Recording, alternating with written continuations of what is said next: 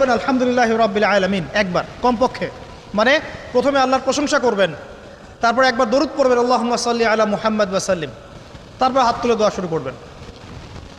বৃষ্টি পড়ছে, দোয়া শুরু করে দেন, দোয়া কবুল হবে ইনশাআল্লাহ।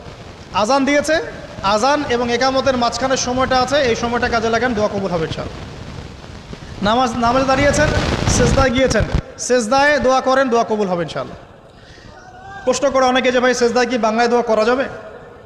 হ্যাঁ যাবে, যদি আপনার নামাজটা নফল নামাজ হয়। কোন নামাজ হয়? ফরজ নামাজে করবেন না, নফল নামাজে করতে পারেন ইনশাআল্লাহ। সেজদায় বান্দা আল্লাহর সবচেয়ে কাছাকাছি থাকে, এই সময়ে বেশি বেশি দোয়া করতে রাসূল সাল্লাল্লাহু আলাইহি ওয়াসাল্লাম তাগিদ দিয়েছেন। দোয়া করলে ডাইরেক্ট কবুল হবে ইনশাআল্লাহ। পিতা মাতার খেদমত করে দোয়া করেন, দোয়া কবুল হবে ইনশাআল্লাহ। এখন তো পিতা মাতার খেদমত মানুষ করতে চায় না। এটা সেই যুগ যে যুগে পিতা মাতার সাথে দাস দাসীর মতো আচরণ করা হয়।